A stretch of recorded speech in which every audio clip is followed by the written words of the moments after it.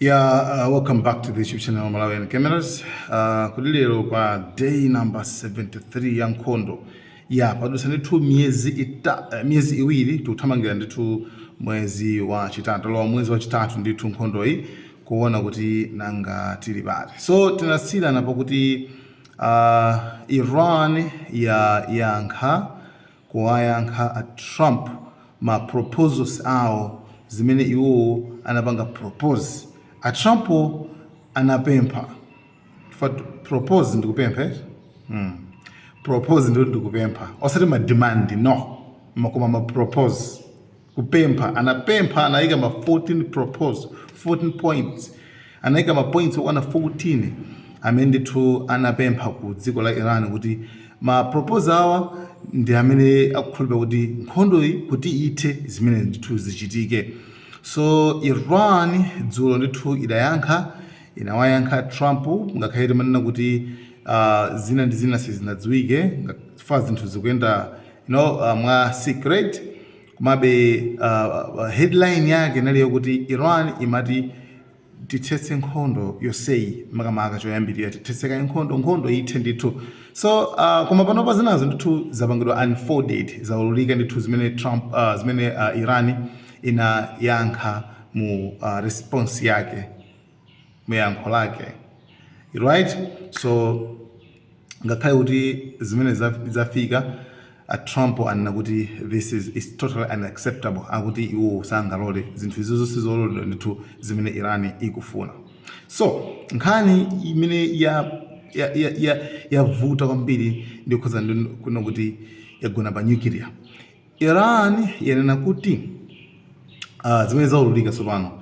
We do have some breaking news tonight being reported by the Wall Street Journal, citing people familiar with the response from Iran to the US proposal. And here are some of the highlights. Iran is proposing an end to the fighting and a gradual reopening of the Strait of Hormuz. The US must lift its blockade of Iranian ports, say the Iranians. Nuclear issues to be negotiated over the next 30 days, another stipulation. Also, Iran proposing to have some of its highly enriched uranium diluted, the rest transferred to a third country, and also Iran willing to suspend enrichment of uranium, but for a shorter period than the 20-year moratorium being proposed by the administration. And it will be interesting to see what reaction we'll get to these points by the administration. But earlier today, Iran's military said that if the US was thinking about restarting the war, they better think again. It's fine. If a Strait of Hormuz titsegulapo, choyambira chimene titsegula pakhani tu mine pamakhala nthawi zonse. Komano pankhani okhuzana ndi za nuclear tikambirana after 30 days. Okay? Nkhani nuclears. Koma pano patisainirana kuti nkhondo yatha. Pano pakalili panopa. Okay? Nkhondo yatha. Nkhani okhuzana ndi nuclear dust kapena kuti uranium uja. Tinene pano kuti winayo tipanga dilute timusungunula basi. Okay, it's fine, timuononga winayo. Koma the rest otsalayo timpirisa ku third country, dziko lina lililonse kayikhala Russia kayikhala Pakistan, koma nonde kuti inu simukufuna kuti uranium akhalepo. So kweni a Trump ndi akunena kuti if tikufuna makamaka uranium tidzatenge. Where are we in the war if we've not yet gotten the nuclear materials, the enriched uranium from them? Well, we'll get that at some point, whatever we want. We have it. Netanyahu so ndithu anali pa interview dzulo anakamba sonkhani kuza ndi uranium kuti ifeyo sitinamalizitsa yayi. So pali kukukana kwambiri makamaka pa nkhani yokhuzana ndi nuclear. Zinazo zioneka zoti anthu akumatha kumamvana bwinobwino koma pa nkhani yokhuzana ndi nuclear pamene pambene pali vuto kwambiri. Iran yalonjeza kuti zoti sizapanganso enrichment like pano pakati pano for ibanga freeze enrichment like samaonjezeranso uranium. For uranium yo akafika pa 90% ndekuti mabomba amatheka nthu kupangidwa. Koma pakati pano pa Iran ikuti ili kuyendera nthu ma 60%.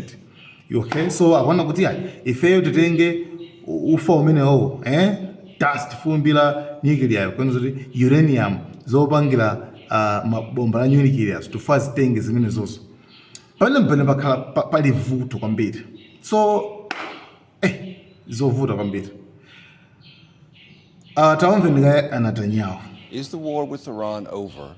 And if it isn't, who will decide when it is?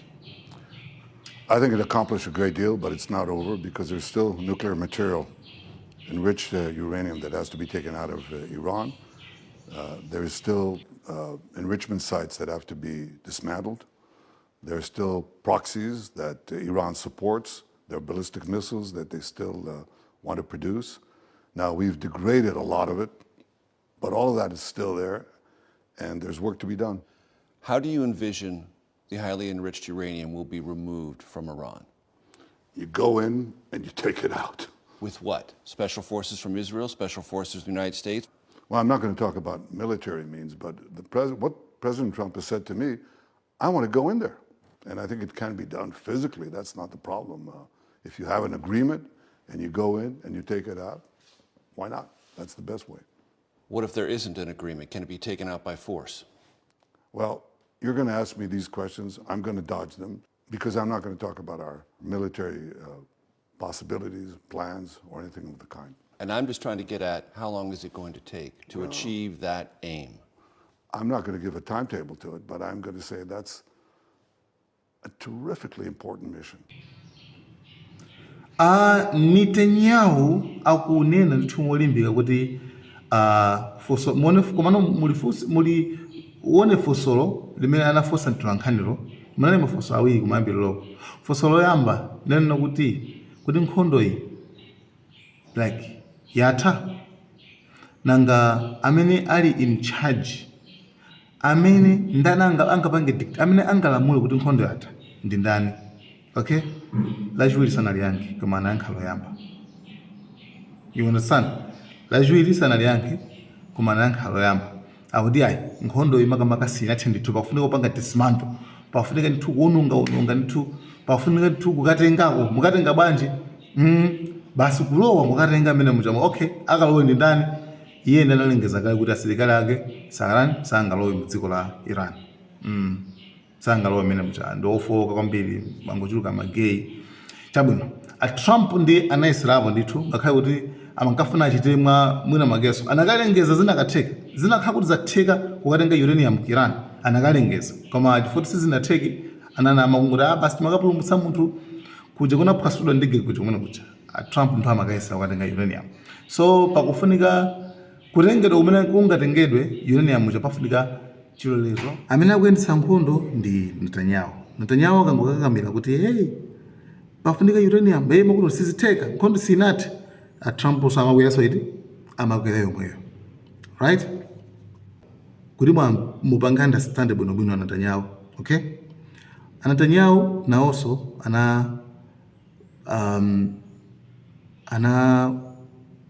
panga nuclear yawo, nuclear iletsedwa kale. Okay, and the President JF Kennedy atangonena kuti tifufuze nuclear ya ku Israel 1963 anaphedwa president wa Ameleka amene. I have made it clear to the Israeli leadership that I do not support their expansionist ideas. The indigenous people of that land have rights that cannot anaphedwa. Pale munthu wina technician amene angagwiraso ntchito komweko ku Israel konko iye anangobwera kuti guys awa kupanga nuclear anagwidwa kumangidwa. Okay, amene anali anthu oyambirira mchama 80s munthu oyambirira amene whistleblower. Gaddafi anaziyankhula ku UN kuti akuluakulu pali zibwana kwambiri. Why Israel sikupangidwa sikusechera ife tapanga give up chifanya Israel ukaya special pametosi taletsedwa. Afterwards anazayankhula ku UN anazayankhula sonkhana kukhuza ndi Palestina kuti no zimene kupanga Israel nkabuka kakanuka mpaka nawo kupanyira buku yonse nkhana yake sonalire nayenso anaphedwaso. So meaning kwenda kuti Israel imene says that Trump achasangakane yayi azingokana poti makuti komano Israel imene kupanga ikuyendesa zonsezi moti deal kuti mnthawi iliyonse deal imene imakhala ngati ikutheka Israel imapanga imapomponeza kayi pomponeza okay nthawi iliyonse mkambirano oyamba akukambirana za nyukiliyazo Israel imene akapompa inayambisa nkhondo yachiwiriso chimodzimodzinso. So that's it. So ngati mufuna kupanga understand bwinobwino zinthuzi zonzo za Trump aja angokhala akape angokhala kuti ali ndi kukama kokulu komano zimene akumayankhula Netanyahu Trump ndithu akumasatira zomwezo ngakhale kuti Trump pa ukhawa makana. Remember kwani zonzo zoti drama za campaign amene alipia drama kwambiri za campaign ndima Israel kwa hapa sa Trump. UK komanso France inatumiza mashipi awo sindidziwa wakati za Strait of Hormuz kachane amapita ku Persian Gulf angova yankhola Iran akansolo abwerera akuti pafunika solution yokambirana d'un déploiement français ou franco-britannique. J'ai pris la décision il y a quelques jours de basculer le Charles de Gaulle, les frégates qui l'accompagnent ainsi que l'ensemble de ce qui fait notre groupe aéronaval vers au-delà du détroit de Bab el-Mandeb et donc de passer de Méditerranée orientale à la proximité. Il n'a jamais été question d'un déploiement, mais on se tient prêt. Now, if this doesn't tell wasati kutumiza stima zao first Iran yana kuti mupanga zibwana kwambiri chifukwa ife sitikusekera ndo uno ngati mufuna nkhondo you better think twice. Thanks for watching.